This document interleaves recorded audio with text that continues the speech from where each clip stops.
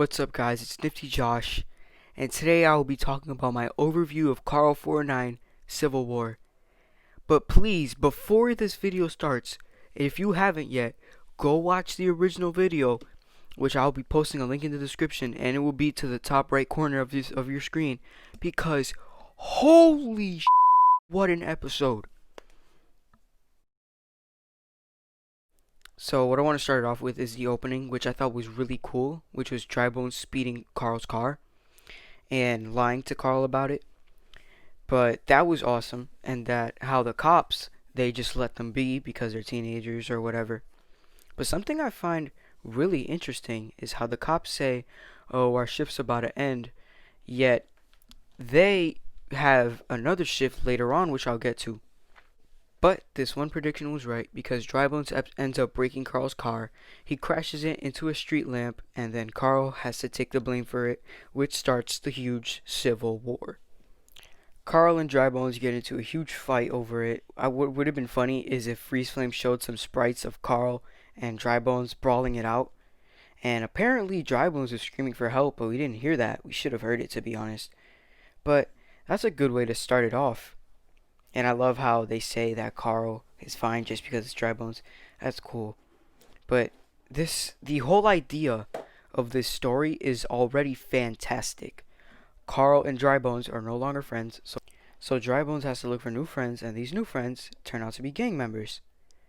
But the crazy part is they call the Crips Crips, but they don't call the Bloods Bloods. They call them the Guts, which is weird because if you're gonna call the Crips Crips, then why don't you just call the Bloods Bloods and keep them the same gangs? I don't know.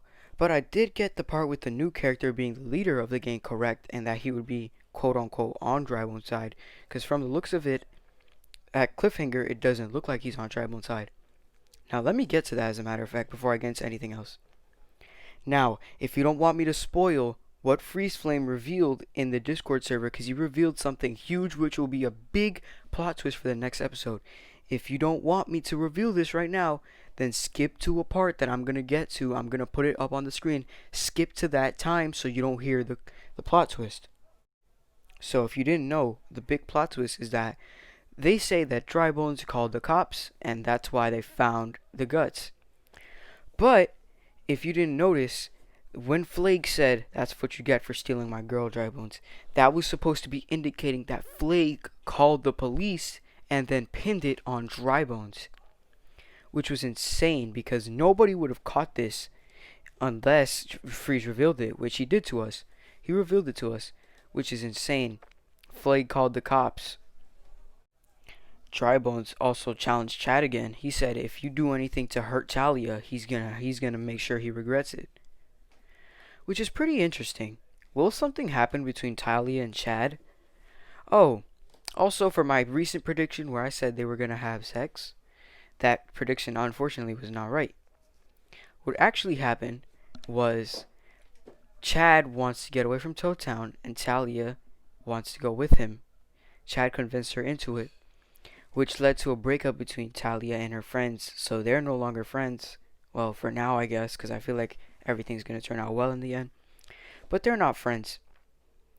Which makes me think of something. Since Chad and Drybones have this much beef, do you think Freeze Flame would put Chad along with the Guts to make the story more like, I don't know how to explain it, but yeah, I just don't know how to explain it.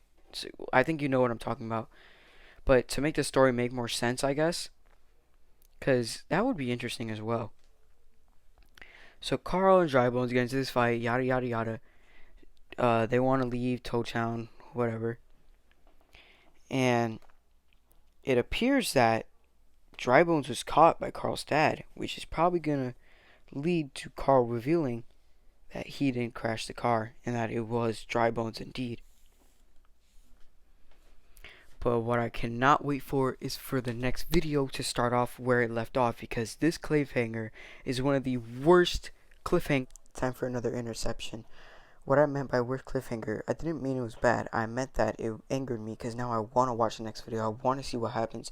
I didn't want the video to end there because it was getting too good. But yeah, that's it for the interception. We've ever gotten, because Freeze Flame You are the goat at making me enrage with these cliffhangers, because this is one of the worst ones ever. The gang beats up Drybones for calling the police, and he gets thrown into a box to who knows where. Where is Drybones gonna end up? Is he gonna feel remorse? What's gonna happen in the next episode? But that's just a quick little update. Thanks for watching this video. Please like it if you liked it so much. What do you think is gonna happen in the next video? I'll make another video about that, my predictions for Carl 410. Make sure you leave a comment section below. What do you think is going to happen? Did I get predictions right? Did I get predictions wrong? How do you feel about the episode 2? Don't forget to subscribe to FreezeFlame22's channel to wait for Carl 410 Civil War Part 2, because that was fantastic. And I cannot wait for the second part, because hopefully it's going to be way better. But anyways, thank you for watching this video. Next video, we'll see what it will be. But that's it for today. Peace out.